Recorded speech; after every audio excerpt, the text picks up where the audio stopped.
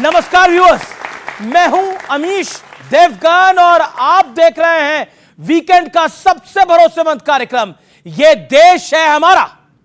पहले देश में शानदार और जबरदस्त चुनावी जीत, इसके बाद फ्रांस में जोरदार भव्य स्वागत और उसके बाद अमेरिका में ऐतिहासिक वेलकम। यह देश से विदेश तक प्रधानमंत्री मोदी का डंका है, लेकिन विपक्ष को हमेशा से शंका है। क्या इस्लामिक देश, क्या दुनिया के बड़े विकसित देश और क्या दुनिया की सबसे बड़ी सुपर पावर अमेरिका, जो प्रधानमंत्री मोदी को ग्रेट यानी दुनिया का महान नेता बुला रही है। हालात यह है कि राहुल गांधी भले ही प्रधानमंत्री को कोस रहे हो, हालांकि उनकी पार्टी के बड़े नेता और यूनाइटेड नेशंस में काम कर चुके शशि थरूर प्रधानमंत्री मोदी के अमेरिका दौरे की जमकर तारीफ कर रहे हैं। लेकिन जरा विपक्षी खेमे का सियासी हाल भी आज जान लेते हैं, यानी विपक्षी खेमे की रिपोर्ट कार्ड देख लेते हैं। एक के बाद एक चुनाव हारने के बाद विपक्ष बेचैन है, परेशान है। कभी सब एक साथ मिलकर तो कभी अलग अलग मोदी को हराने की चाल चल रहे थे, फिर भी कामयाब नहीं हो पाए, यानी जनता जनार्दन ने आपने कामयाब नहीं किया। और अब तो विपक्ष में खुल्लम खुल्ला महाभारत शुरू हो गई है। सवाल यह है कि आखिर विपक्ष की यह सियासी दुर्दशा क्यों हुई है और विपक्ष इससे उबर क्यों नहीं पा रहा है। आज यह बड़ा मूल सवाल है और इसी मूल सवाल पर जनता जनार्दन के बीच होगी सबसे बड़ी बहस। मोदी मोदी मोदी मोदी मोदी मोदी मोदी। ये देश से विदेश तक मोदी के डंके का सबूत है। अमेरिका पहुंचने पर जिस ब्लेयर हाउस में पीएम मोदी रुके, वहां आज तक कोई भारतीय पीएम नहीं रुका और दुनिया के भी सिर्फ चुनिंदा बड़ी हस्तियों को यहाँ रुकने का मौका मिला। लेकिन बात सिर्फ यहाँ रुकने की नहीं है। जरा सुनिए यूएस प्रेसिडेंट पीएम के बारे में क्या कह रहे हैं। Great honor to have Prime Minister Modi of India. He is a great friend of mine for a long time. We've had a wonderful relationship and we kept the relationship during the 4-year period. Really an honor to see you and you've been my friend for a long time and congratulations on having done a great job. Thank you. इस शानदार स्वागत का नतीजा ये हुआ कि कांग्रेस के शशि थरूर भी इस दौरे की तारीफ करने लगे। A very good outcome, because otherwise the fear was there might be some hasty decisions made in Washington which would have affected our exports. This way there is time to discuss and negotiate. I welcome that. Modi Modi Modi Modi. और देश की जनता ने तो पहले ही मोदी को sir माथे पर बैठाया हुआ है। केंद्र में लगातार 3 बार की सत्ता और इसके बाद महाराष्ट्र, हरियाणा और दिल्ली की प्रचंड जीत इसका सीधा सबूत है। हमारे प्रधानमंत्री मोदी जी के लिए सुपर पावर ट्रम्प वो चेयर पुल कर रहे हैं और सारी बातों को मान रहे हैं। ये आज देख के पूरा विश्व एक भौचक्का हो गया। दुश्मन देशों की तो होश उड़ गए और यहाँ भारत में जितने विरोधी हैं उनकी रातों से नींद हराम है। जब से वो विजुअल देख रहे हैं सब बैठ के छाती पीट रहे हैं। लेकिन दूसरी तरफ विपक्ष जो अब पहले से ज्यादा हताश, पहले से ज्यादा निराश और सियासी तौर पर पहले से ज्यादा बदहवास दिख रहा है। ऊपर से विपक्षी खेमे में सिर फुटबॉल भी चल रही है। तो सवाल है कि क्या ऐसे हाल में विपक्ष की दशा दिशा सुधर पाएगी। आज इसी पर चर्चा के बीच होगी देश की सबसे बड़ी बहस। तो आज की बहस का एजेंडा क्या है आपको बता देते हैं। लोकसभा चुनाव के बाद मोदी की ताकत बढ़ी है, यानी जो लोग सोच रहे थे 240 के बाद मोदी का डाउनफॉल होगा, वो सुंदर सपना टूट गया है। राज्यों में बीजेपी को बम्पर जीत देकर जनता ने लोकसभा वाली भूल का सुधार किया है, ऐसा प्रतीत होता है। हरियाणा, महाराष्ट्र के अंदर, दिल्ली में भी विपक्षी गठबंधन पर निजी स्वार्थ भारी पड़ रहा है। यह तीसरा और बहुत महत्वपूर्ण पॉइंट है। और चौथा, जो डोनाल्ड ट्रंप ने कहा है मोदी महान है, लेकिन हम उसमें सवाल ऐड कर रहे हैं, विपक्ष क्यों परेशान है? आज ये है बहस का एजेंडा। और मेरे साथ कौन कौन है? जोरदार तालियों से अभिनंदन करिए बीजेपी के राष्ट्रीय प्रवक्ता गौरव भाटिया का, सुप्रीम कोर्ट के सीनियर एडवोकेट हैं, जोरदार तालियों से अभिनंदन है।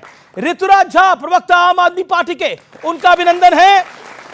अमित जवाई साहब प्रवक्ता समाजवादी पार्टी के, जोरदार तालियों के साथ अभिनंदन है। मेरे साथ सत्यप्रकाश मिश्रा है, नेता है जेडीयू के, जोरदार तालियों के साथ अभिनंदन है। मेरे साथ विवेक श्रीवास्तव है, जोरदार तालियों के साथ अभिनंदन है। तो गौरव भाटिया, सीधा सवाल आपसे यह है कि जब 240 का नंबर आया भारतीय जनता पार्टी का, तो विवेक श्रीवास्तव को बहुत खुशी हो रही थी कि देखिए अब मोदी और बीजेपी ऐसे नीचे जाएंगी, और अमित जमाई साहब को भी लग रहा था अब तो बीजेपी का अंत नजदीक है। ऋतुराज झा ने तो इंश्योर कर लिया था कि दिल्ली में तो अब हो सकता है 70 में से 70 सीटें आएंगी। लेकिन आप हरियाणा जीत गए, जो किसी को उम्मीद नहीं थी, एग्जिट पोल को भी उम्मीद नहीं थी। आप महाराष्ट्र में आपकी इतनी बड़ी जीत हुई जो शायद बीते 50-60 सालों में नहीं हुई। आपने दिल्ली में केजरीवाल को उनके घर में हराया और उनको अपनी सीट भी हरा दी। आप कर कैसे लेते हैं ये सब कुछ? देखिए, सबसे पहले तो ये कहूंगा, जो असंभव को संभव कर दे वो देश के प्रधानमंत्री श्री नरेंद्र मोदी जी हैं। और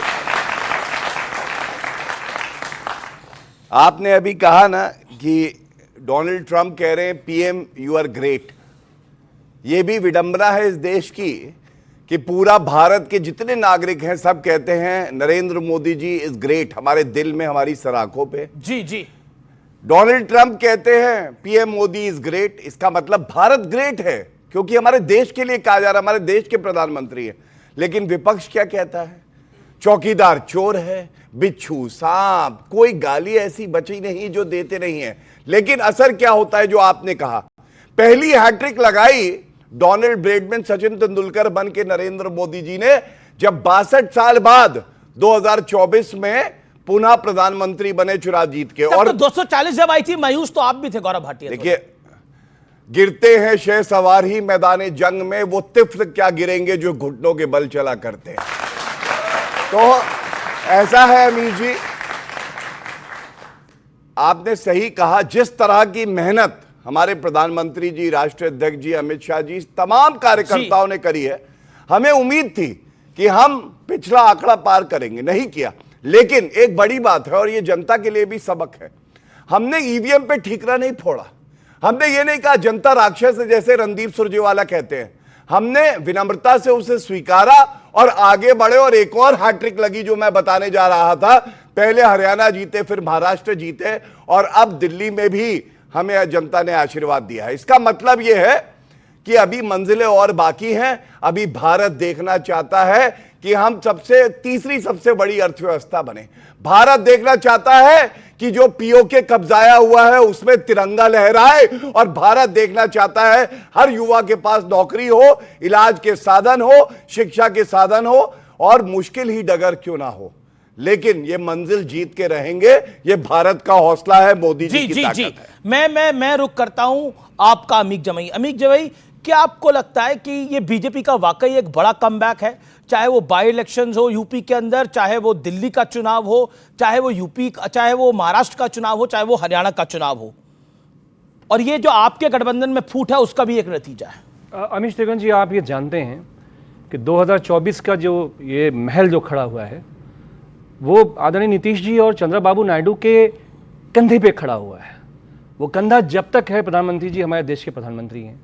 आपने विदेश जाने की बात करी, हमारे प्रधानमंत्री जी की सम्मान बढ़े, इज्जत बढ़े, चाहे भारतीयों में कोई भी हो, हम सब हों, आप हों, कितना भी हमारा विरोध, हमारा नीतियों पर विरोध है ना, हमारा उनसे देश के बतौर प्रधानमंत्री विरोध नहीं है। हम चाहते हैं कि भारत की इज्जत अमेरिका में और बढ़नी चाहिए। जी जी। हम ये चाहते थे कि भारत के प्रधानमंत्री को, ट्रंप साहब जब अपना शपथ कर रहे थे तो भारत के प्रधानमंत्री जी को वहां पे बुलाना चाहिए था।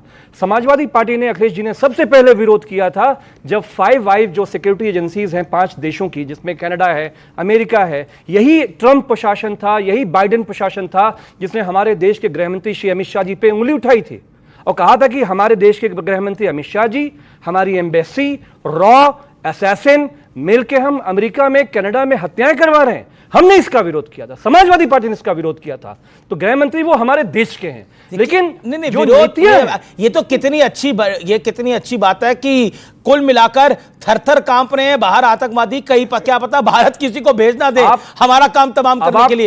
ये भारत, ये तो भारत की बढ़ती हुई ताकत, ये तो मतलब भारत की ताकत बढ़ रही है ना। पहले आतंकवादी हमारे घर पे आके मारते थे, अब आतंकवादियों को अगर हमारे लोग जाके घर पे मार रहे हैं तो मुझे तो इसमें कोई गड़बड़ नहीं लगती। एक आखिरी बात देखिए, अब फर्क क्यों आया है मैं बताता हूं। फर्क इसलिए आया है, मिल्कीपुर जो हारे हैं ना, सारा मिल्क इनका निकल गया है लग रहा है। 61,000 अभी बीच में नहीं, अभी देखिए छोटा भाई भी बोला। अच्छा ठीक है, एक आप भी 10 मिनट समाप्त करिए। जी देखिए बाय पोल हुए 10 बाय पोल, 10 में 8 भारतीय जनता पार्टी जीती और मिल्कीपुर जीती 61,000 से। और एक बात डंके की चोट पे कहता हूं, अयोध्या का कोई नरेश है तो वो भगवान राम है और कोई नरेश नहीं है, ये पता चल जाना चाहिए इनको। इसलिए ओके 30 सेकंड पार्टी के मेहमानों के पास जा रहा हूं। लेकिन आप क्रेडिट लेते हो, मंदिर बनवाया आपने, शंकराचार्य हमारे महामंडलेश्वर जितने ऋषभ को आपने वहां से भगा दिया, लेकिन प्रभु श्री रामचंद्र जी का जो विश्वास था वो अयोध्या के नए राजा जो अवधेश पासी पे जो नए राजा है वहां के प्रभु श्री रामचंद्र जी ने विश्वास उन पे जताया अयोध्या के लोगों ने। अयोध्या का राजा कौन है बताओ? अयोध्या भगवान, अयोध्या का राजा श्री राम का, अयोध्या का राजा अवधेश पासी सांसद हो सकते हैं। अयोध्या का राजा मर्यादा पुरुषोत्तम राम के अलावा ना कोई हुआ था ना कोई होगा, इसमें कोई दो राय नहीं है। नहीं, अवधेश प्रसाद वहां के सांसद हैं। अवधेश पासी वहां के सांसद है। लल्लू सिंह वहां के सांसद रहे, वो सांसद है, वो सांसद ही रहे, लेकिन अयोध्या का राजा राजा राम ही है। ओके, मैं इसमें शेड्यूल कास्ट का नहीं, अयोध्या का राजा राजा राम है भाई। अवधेश नहीं, एक सेकंड मैं अब आता हूं ट्रंप के ऊपर, क्योंकि बार बार बात हो रही है डोनाल्ड ट्रंप की। तो मुझे लगता है कि डोनाल्ड ट्रंप ने प्रधानमंत्री मोदी के बारे में क्या बोला वो मैं सुना देता हूं और उसके बाद राय लेता हूं। ओके, सुनाते हैं वो पहले। Oh, he's a much tougher negotiator than me, and he's a much better negotiator than me. There's not even a contest. Okay? Well, there was no role for our deep state. It was. This is something that the Prime Minister has been working on for a long time and has been worked on for hundreds of years, frankly. I've been reading about it. But I will leave Bangladesh to the Prime Minister. Okay, तो आप सोच रहे हैं मतलब Donald Trump कह रहे हैं कि बांग्लादेश का जो मोदी निर्णय करेंगे वही उसी निर्णय के हम साथ रहेंगे, और साथ ही साथ मोदी बड़े हार्ड नेगोशिएटर हैं।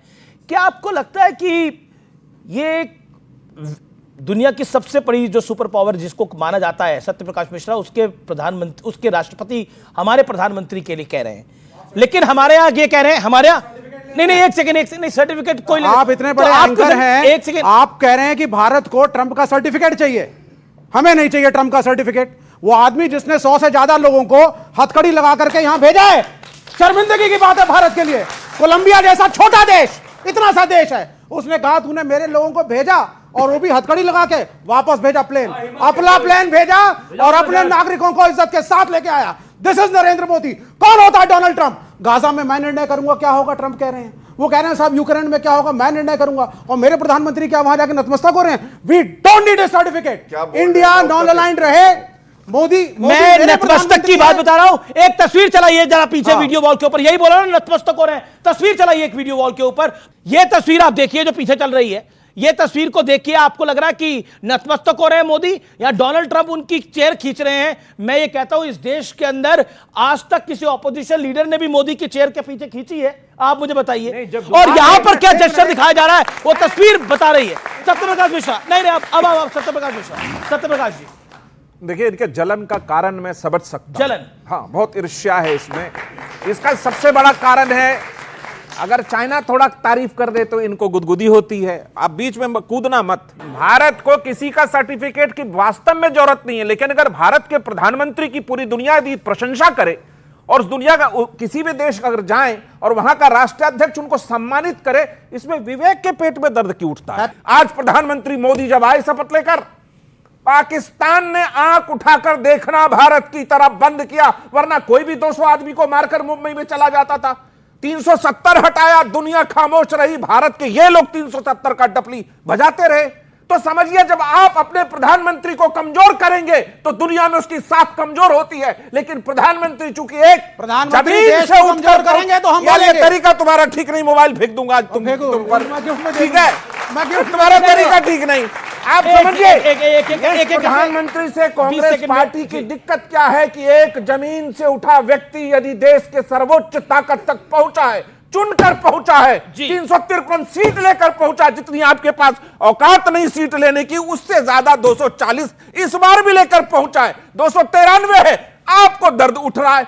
मेरा मानना है लेकिन ये हुआ तो आपका एनालिसिस क्या कहता है? 240 पे ऐसा लगा कि विपक्ष को ऐसा लग रहा था कि बीजेपी और एनडीए ऐसे नीचे जाएगा, लेकिन ऐसा हुआ कि कमबैक बहुत जबरदस्त हुआ। कमबैक हमारा होगा, हम ही कमबैक है 2029। अरे ये तुम comeback बीच में है। बोलने का आदत बहुत खराब है तुम्हारा यार। मतलब इसमें तो ऋतुराज झा भी कमबैक पे मुस्कुरा रहे हैं। देखिए कहीं ना बनेगी ना, अच्छा ये कमबैक बनेगी है, तो सेटबैक क्या होता है मुझे नहीं पता भाई। अगर ये 2029 comeback- में देखिए- हमारी सरकार होगी, हम तो घोषणा कर रहे हैं। देखिए हम और आप हरियाणा पर डिबेट कर रहे थे, हम और आप हरियाणा पे डिबेट कर रहे थे, उसी दिन कह दिया कि आम आदमी से जो हाथ मिलाना चाहता है वो पार्टी वह कमजोर है, कांग्रेस हार गई।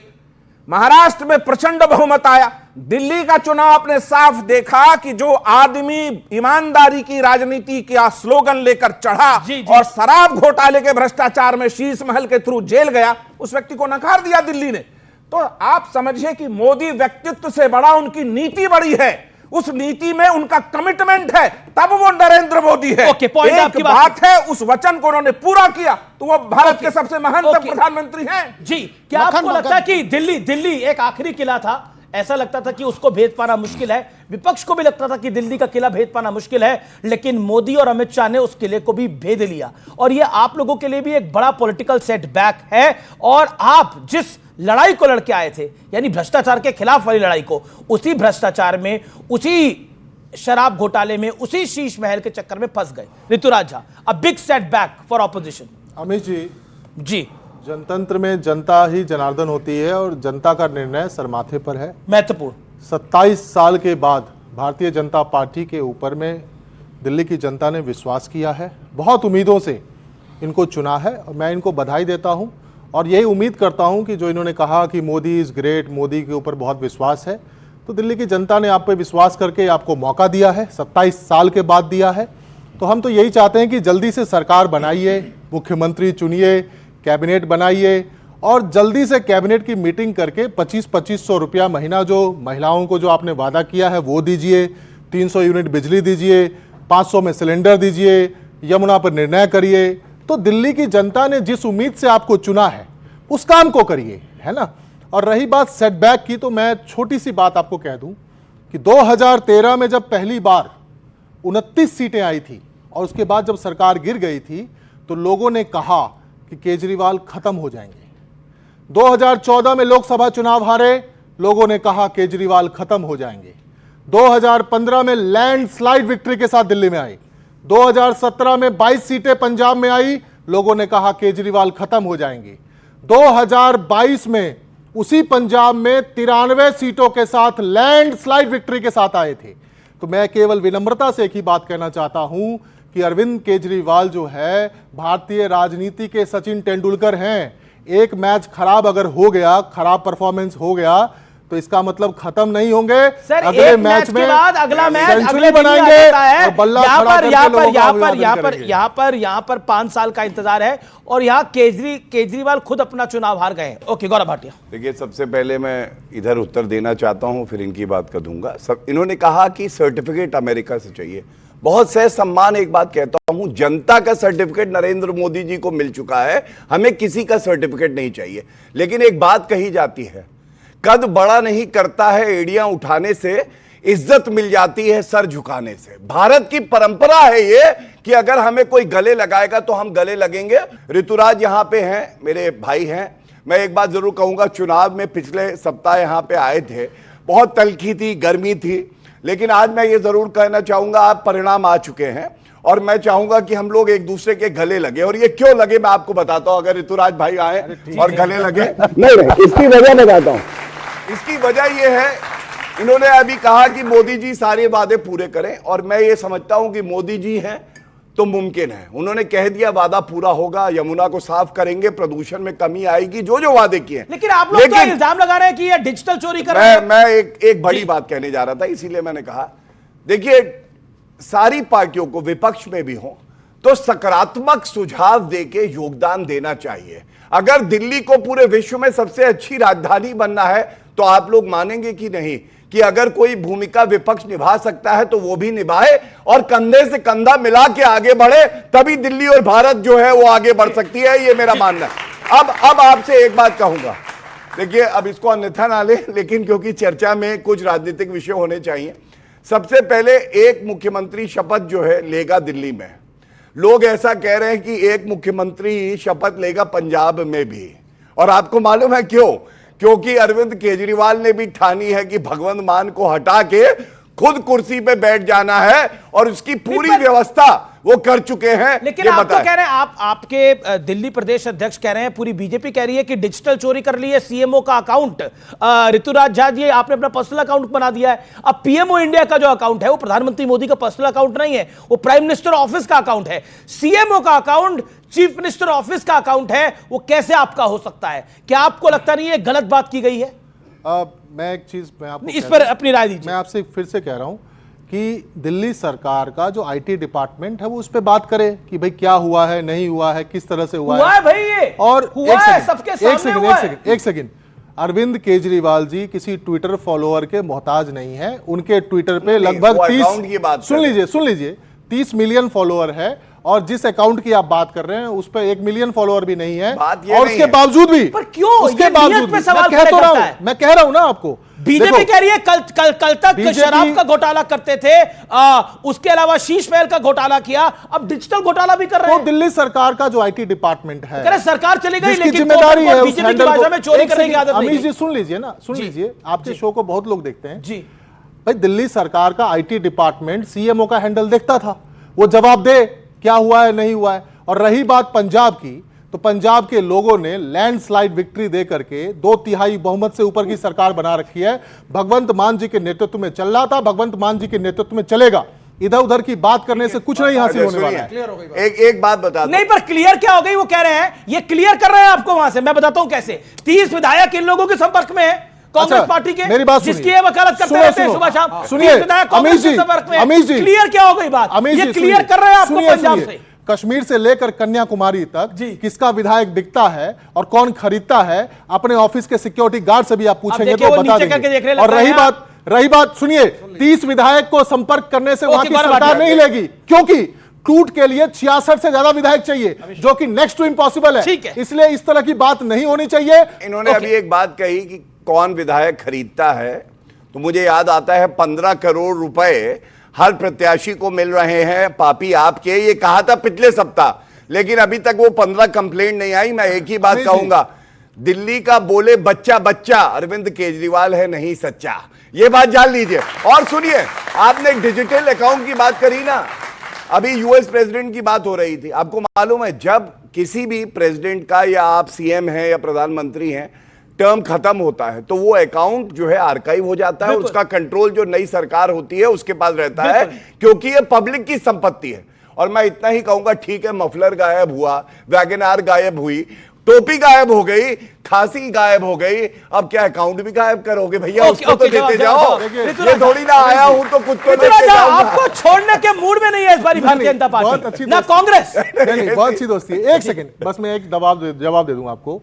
दिल्ली में 80 के दशक में एक बहुत बड़ा चोर था, उसका नाम था रामलाल। वो केवल भैंस चुराता था। अरविंद केजरीवाल का भाई तो नहीं है। सुन लीजिए, अरे सुन लो, 2 मिनट सुन लो। 80 के ही दशक में एक बहुत बड़ा और चोर था, वो केवल साइकिल चुराता था, उसका नाम था श्यामलाल। तो जब भी कहीं भैंस चोरी होती थी तो पुलिस सीधा जाती थी रामलाल के पास, और जब भी कभी जो है सो साइकिल चोरी होती थी तो पुलिस जाती थी सीधा श्यामलाल के पास। तो जब भी इसी तरीके से देश में जब भी विधायकों को तोड़ फोड़ करना हो, पैसा ऑफर करना हो, तोड़ फोड़ के सरकार बनाना हो, आज तक कश्मीर से लेकर कन्याकुमारी तक एक ही पार्टी है, तो उसमें एसीबी को जाने में क्या दिक्कत है? क्यों नहीं जाते हो? क्यों नहीं जाते? विधायक हमारे आ गए, क्यों नहीं? क्या विधायक इनके तोड़ रहे हैं बताइए? पार्टी छोड़ के जा रहे हैं। लेकिन एक सीरीज ऑफ इवेंट होता है, लेकिन इतिहास होता है, समाजवादी बैड कैरेक्टर पुलिस भी देती है। समाजवादी पार्टी के साथ बड़ा बुरा हुआ। बुरा क्यों हुआ मैं बताता हूं।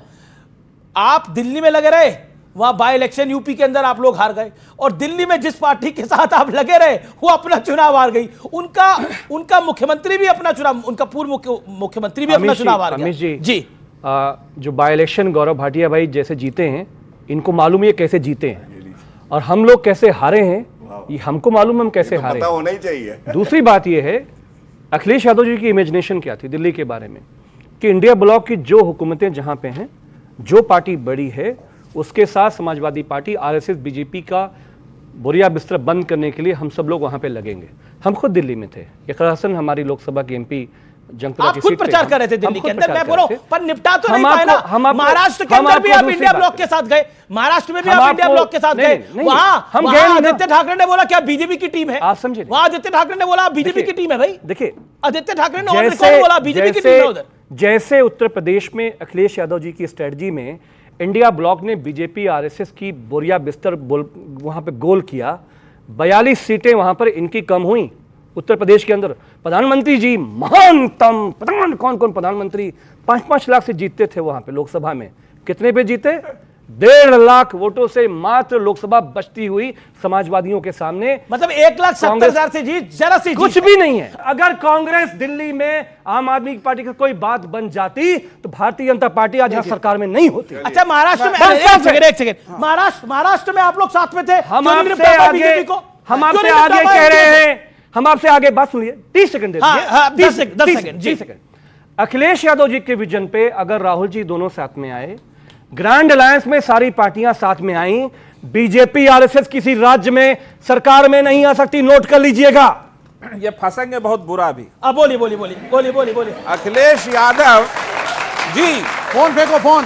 माननीय जमई साहब, क्या नाम, अमित जमई साहब, अखिलेश यादव जी तो मूड बनाए हुए हैं कि कांग्रेस को उत्तर प्रदेश में सीट ही नहीं देना है। 10 उपचुनाव हुआ, आप ही लड़ लिए, कांग्रेस को क्यों नहीं खड़ा में साफ कह दिया है कि कांग्रेस, अरे भाई कांग्रेस को क्यों नहीं खड़ा किया? बोला अभी जो ये अनफेयर है, अरे आपकी पार्टी रहेगी, ये बताओ बिहार में मांगा आपको दिया।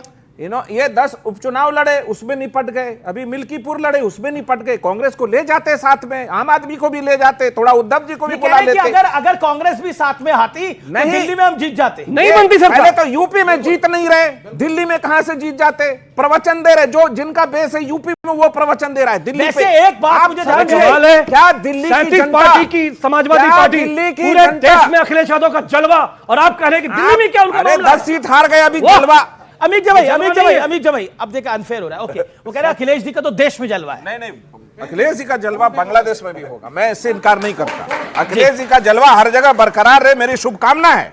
लेकिन अगर आप जो दावा कर रहे हैं कि अखिलेश जी दिल्ली में जिता देते, अरे आप 10 उपचुनाव हार गए, अभी मिल्कीपुर हार गए, तो थोड़ा ठहरिए, क्योंकि बात हो रही है अलायंस की, और बार बार कहा गया, अभी अमीर जमाई ने बोला कि देखिए अगर हम एक साथ होते तो खेल बिगाड़ देते, अगर हम एक साथ आ जाते तो हमारा जलवा बन जाता। मैं अब 3 एग्जांपल देना चाहता हूं, मैं एक एक करके देता हूं। सपा बसपा यानी समाजवादी पार्टी और बीएसपी एक साथ आए, क्या बीजेपी का खेल बिगाड़ पाए थे यूपी के अंदर? Point number 1। Point number 2, Delhi के लोकसभा इलेक्शन में कांग्रेस और आम आदमी पार्टी एक साथ थे, क्या बीजेपी का खेल बिगाड़ पाए? एक भी सीट किसी की नहीं आई। Point number 2।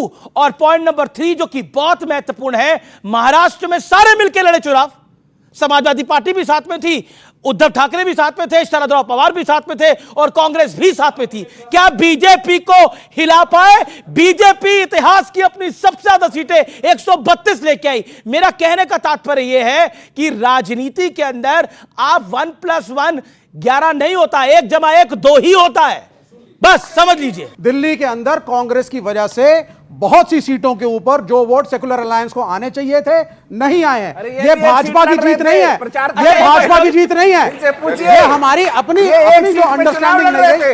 एक सेकंड, ये जो हमारी अपनी संदीप दीक्षित ने बोला अगर 10 लोग भी और हमारे साथ अलायंस में होते हैं अरविंद केजरीवाल को बचाने के लिए, इस बार अरविंद केजरीवाल नहीं बचते। नहीं, ऐसा नहीं है, वो कह रहे हैं ऐसा। वोटों का एनालिसिस अलग है, वोटों का एनालिसिस अलग है। और सुन लीजिए, जो सचदेवा जी अब बीजेपी में आने के बाद सत्ता में कर रहे हैं, कभी कह रहे हैं सेक्रेटेरिएट की फाइल ना रोको, कोई नहीं देख सकता, फिर चलिए ट्विटर अकाउंट। उस दिन अमानतुल्लाह साहब को, मैं था ओखला में उस दिन, पूरी छावनी बना दी थी, इतने पुलिसमैन भागे हुए थे, जामिया के बच्चे, कोई नहीं भागा हुआ था, और कोर्ट ने बोला है ही शुड रिमेन आउट। इस पे उत्तर देना है बीजेपी वाले। मत गुस्सा हो यार, सुनिए, इतना गुस्से में है, मतलब लग रहा है अरविंद केजरीवाल के कपड़े फाड़ देंगे। भाई आप सुनिए, मत गुस्सा होइए। अच्छा, वैसे कद में छोटे हैं लेकिन घाव जो है बड़ा गंभीर करते हैं। मैं एक बात जरूर कहना चाहूंगा, इनको देख के ऐसा लग रहा है तुम इतना जो मुस्कुरा रहे हो, क्या गम है जिसको छुपा रहे हो? मिल्की यार इतना गुस्सा नहीं होते। मिल्कीपुर का तीर जो है सही लगा है। और देखिए क्या मजबूरियां है, महा ठग बंधन ऐसे ही नहीं कहता कोई इनको अमीश जी। आप सोचिए, अरविंद केजरीवाल ने मुलायम सिंह यादव जी को भ्रष्टाचारी बुलाया था, श्रद्धे, बिल्कुल बिल्कुल, और अखिलेश यादव उनका प्रचार कर रहे थे। आप मुझे बताइए, ऐसे ही कोई बेवफा नहीं होता। कुछ तो मजबूरियां रही होंगी अखिलेश यादव की कि जिनके पिता को भ्रष्टाचारी बुलाया उसके लिए प्रचार कर रहे थे। ये बात अलग है, ये बात अलग है। आज भस्मासुर के बाद, भस्मासुर राहुल गांधी आप सब जानते ही हैं, जहां जाते हैं हारते हैं। उसके बाद पनौती कोई है तो अखिलेश यादव है। अखिलेश भैया गए और पापी आपका झाड़ू का जो था तिनका इधर उधर टूट के गिर गया। और सबसे बड़ी बात है, एक बात बता दूं, अभी कह रहे थे कि मोदी जी को चकनाचूर कर दिया। अरे मोदी जी को चकनाचूर तुम लोग क्या करोगे? तुम्हारे लिए तो योगी आदित्यनाथ जी काफी हैं। योगी आदित्यनाथ जी अभी अगले 20 साल उनको कोई हिलाने वाला पैदा नहीं हुआ है, खासकर टूटी साइकिल और खूनी पंजाब मिल भी जाए तो जो कमल खिला है उत्तर प्रदेश में खिलता रहेगा। इन्होंने कहा कि योगी जी हैं तो काफी हैं, वाकई उत्तर प्रदेश के लिए काफी हैं। 100 करोड़ कुंभ में सनातनी हिंदुओं का इंतजाम, 45-50 करोड़ ही अभी पहुंचे हैं। हमारे कितने? सैकड़ों लाशें अभी वहां, अभी किसी के पिता नहीं मिल रहे हैं, किसी की मां नहीं मिल रही है, किसी की बेटियां नहीं मिल रही, किसी का बेटा नहीं मिल रहा है। तो सही बात है कि लोगों को मोक्ष में पहुंचाने के लिए योगी जी काफी हैं, कोई कमी नहीं है उसके अंदर। मैं उत्तर दे दूं, बिल्कुल जवाब बनता है भाई, बिल्कुल जवाब बनता है। क्योंकि बात महाकुंभ की करी तो जितना जितना महाकुंभ बढ़ता गया, 50 करोड़ श्रद्धालुओं ने स्नान लिया है ना, इनका दर्द उतना ही बढ़ता गया। क्योंकि ये कहना गलत नहीं है, जैसे जैसे बढ़ रहा है पूजन, इनके चेहरे की बढ़ रही है सूजन। और सबसे बड़ी बात महाकुंभ की क्या आपको मालूम है? अखिलेश यादव क्या कर रहे थे? अरे कौन जात जर्नलिस्ट, कौन जात? आज क्या हुआ है? कौन जात मायने नहीं रखता है, सारे हिंदू एकजुट हो गए हैं। और ये जो हिंदुत्व की ताकत है, इसकी वजह से साइकिल टूटी ले गई। वो कह रहे हैं कि अखिलेश और राहुल अगर एक साथ आएंगे तो मोदी निपट जाएंगे। बिल्कुल, वो कह रहे हैं अखिलेश और राहुल अगर एक साथ आएंगे तो मोदी पॉलिटिकली निपट जाएंगे, ये दावा है उनका। अच्छा। एक मंच पे अगर दिखे तो एक साथ आए तो वो तो बहुत बड़ा बिहार में दिखने वाले हैं। पक्का भरोसा। हाँ बिल्कुल, एक मिनट सुनिए, अखिलेश और राहुल आए तो अखिलेश जरूर निपट जाएंगे, इसका पूरा भरोसा। अरे 2024 में अगर ताकत नेतृत्व में हो तो आपको पता है जनता आशीर्वाद देगी। आपकी विचारधारा में ताकत होनी चाहिए। और बीजेपी सीधे तौर पर ऋतुराज, पॉइंट ये है कि भारतीय जनता पार्टी, देखिए कोई भी आप बहाना लगाइए, आप एक साथ आए तब हारी, आप अलग अलग हुए आप लोग तब हारे। पॉइंट यह है कि विपक्षी गठबंधन पर स्वार्थ हावी, और ये मैं जिम्मेदारी से सवाल पूछ रहा हूं, इसलिए स्वार्थ हावी है। आदित्य ठाकरे दिल्ली आते हैं, अरविंद केजरीवाल को सांत्वना देने के लिए पहुंचते हैं, वो हार गए चुनाव, वो शरद पवार के पास नहीं पहुंचते। अब बताइए, अब कहां आदित्य ठाकरे और कहां शरद पवार का कद? उनका पॉलिटिकल कद बहुत बड़ा है। अमीश जी देखिए, दिल्ली की जनता ने हमें विपक्ष की भूमिका दी है। हम एक चीज़ आपको बता सकते हैं कि हम मजबूत विपक्ष बन करके अपनी भूमिका निभाएंगे, और जो भी वादा भारतीय जनता पार्टी ने दिल्ली की जनता से किया है उसको जल्द से जल्द जनता को वो पूरा करे, उसके लिए हम संघर्ष करेंगे। क्या विपक्ष में स्वार्थ हावी है? विपक्षी दलों के अंदर मेरा बड़ा जिम्मेदारी से मैं आपसे एक बात कह रहा हूं, अभी मैं बहुत देर से इस बात को सुन रहा था, अखिलेश जी आए। अखिलेश जी जिस सीट पर प्रचार करने के लिए आए किराड़ी में, जो कि जहां से मैं खुद विधायक था 10 साल से, वो सीट इस बार भी 22,000 वोटों से जीते हैं। तो अरविंद जी की वजह से नहीं जीते, अखिलेश जी की वजह से लीजिए ना। तो देखिए, आप लोग बार बार इस तरह से नहीं, उसकी देखिए हर पार्टी एनालिसिस करती है, एरिया ऑफ इंप्रूवमेंट पे काम करती है, क्या कमियां रही नहीं रही। सचिन तेंदुलकर एक दिन 0 पे आउट हो जाता है तो वो जाके क्या करता है? वो देखता है कि क्यों आउट हुआ, क्या कमी रही। ऐसे ही पॉलिटिकल पार्टीज भी करती है। अगर 2% वोट हमको कम मिला, इसका मतलब हम लोग, सर आप सचिन तेंदुलकर का नाम ना लीजिए, ना उन्होंने शीश महल बनाया था, ना वो शराब घोटाले में जेल में गए। तो इन्होंने भी, प्रधानमंत्री जी ने राजमहल बनाया, उसमें तो कभी आपने शो नहीं किया। देखिए उस चीज में मत पड़िए आप, है ना। आप पत्रकार हैं। मैं पत्रकार हूं, तभी बोल रहा हूं। सचिन तेंदुलकर का क्या कंपैरिजन इसके अंदर? भारत के पहले प्रधानमंत्री हैं, 15 लाख के सूट पहनते हैं, 8400 करोड़ के जहाज में चलते हैं। लेकिन सचिन तेंदुलकर ने ना शीश महल बनाया, देश के महानतम खिलाड़ियों में से एक है, ना ही वो शराब घोटाले में उन पे कोई आरोप है। इसलिए Sachin Tendulkar can't be compared. Sachin Tendulkar, there is one Sachin Tendulkar and there is one only. जब 570 जिलों के अंदर में भाजपा ने जिला कार्यालय के नाम पर बनाया, वो है लूट का शीश महल। शीश महल होता है जो आरएसएस ने 26 मंजिला शीश महल केशव कुंज में बनाया, वो होता है शीश महल। शीश महल सबसे बड़ा राजमहल इन्होंने बनाया 2700 करोड़ का। अगर आप बात करेंगे, आप पत्रकार हैं, फेयर रहिए, देश की जनता आपको देखती है। सर मैं तो फेयर ही कर रहा हूं, कह चुका जनता की बात को भी फेयरनेस में समझिए।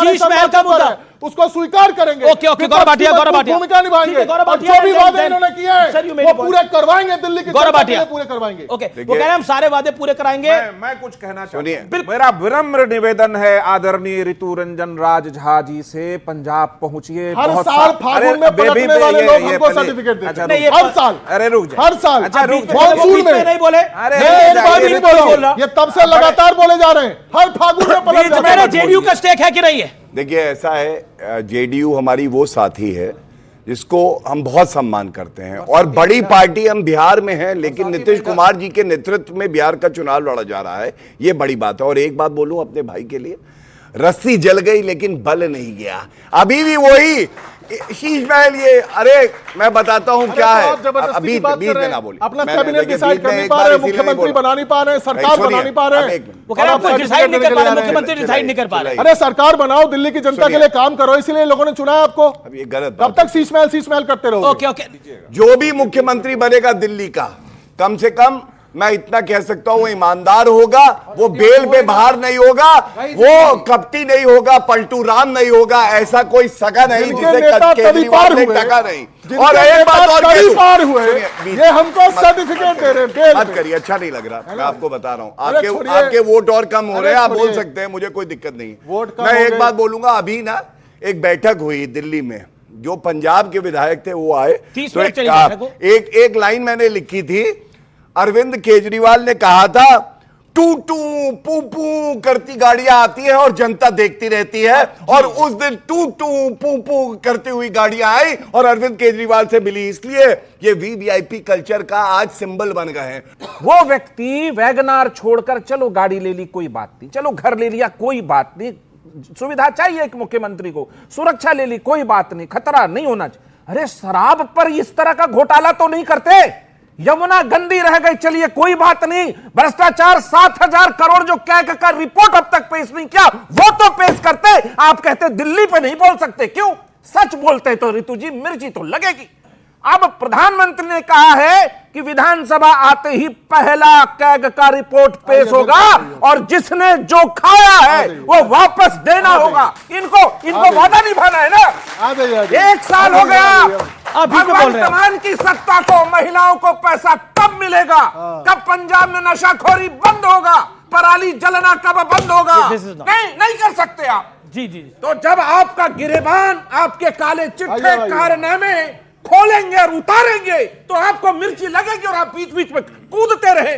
कूदिए, अभी तो 42% वोट आया है ना, 22 आया है ना, पार्टी बचा लीजिएगा तो बताइएगा, सब भागेंगे आपके यहाँ से, सब भागेंगे, आप देखते जाइए। ओके ऋतुराज बोलिए। आप सब स्टूडेंट्स हैं, गूगल करके देख लो, भारत के इतिहास में ये जिस पॉलिटिकल पार्टी से आते हैं उसको आज तक इतिहास में 43.6% वोट नहीं मिला है। हर फागुन में पलट जाते हैं। जिस बिहार में, अरे सुनो ना, अब सुनो 2 मिनट सुन लो, अरे सुन लो पहले, 2 मिनट सुन लो। कुमार जी जमाने से राजनीति कर रहे हैं ना, अरे सुन लो, जमाने में केजरीवाल की औकात नहीं, उसकी राजनीति एक दाग नहीं उनके ऊपर, 46 साल के जीवन में एक दाग नहीं है। चोरों के सरदार नीतीश कुमार पर आंख नहीं उठा सकता। देखो मुझे बोलने नहीं दे रहे। नहीं अब मेरा जिस राज्य में, बिहार में हर 30 सेकंड अखबार उठाकर देखोगे तो बिहार में जहरीली शराब पीकर 150 लोग मर गए, कभी 200 लोग मर गए, कभी 60 लोग मर गए। बात समझ रहे हैं? आज हम बिहार के रहने वाले, आज एक एक घर तक शराब की होम डिलीवरी होती है। कहां पर? जोमेटो और क्या बोलते हैं, सब फेल है बिहार में, जहां से आते हैं। हर फागुन में जो पार्टी पलट गए, मैं वापस मुद्दे के ऊपर आता हूं। आज गूगल करेंगे पलटू राम कौन है देश का? एक ही पार्टी, एक ही नेता, अरविंद केजरीवाल जब राजनीति में आए तो, और आम आदमी पार्टी का जो उदय हुआ उसमें बोला कि हम वीवीआईपी कल्चर के खिलाफ हैं। चलिए, बहुत जायज बात है, एक मुख्यमंत्री को सुरक्षा चाहिए होती है, सुरक्षा मिले, वो भी दो दो राज्यों की पॉइंट में है। अच्छा, सिर्फ मुख्यमंत्री सुरक्षा नहीं ले रहे हैं, इनके सांसद भी 100 से ज्यादा पुलिस वालों को रखे हुए हैं, जिसको लेकर बवाल मचा हुआ है, जो बवाल मचा हुआ है 100 से ज्यादा पुलिस वालों को लेकर रखे हुए हैं। राघव चड्ढा को Z+ सिक्योरिटी है, जिसको लेकर भारतीय जनता पार्टी सवाल खड़ा कर रही है, जिसको लेकर कांग्रेस सवाल खड़ा कर रही है। ये तमाम बातें हैं, तो वीवीआईपी कल्चर को दूर करने के लिए आए थे, लेकिन आपने तो पहले से ज्यादा ले लिया वीवीआईपी कल्चर।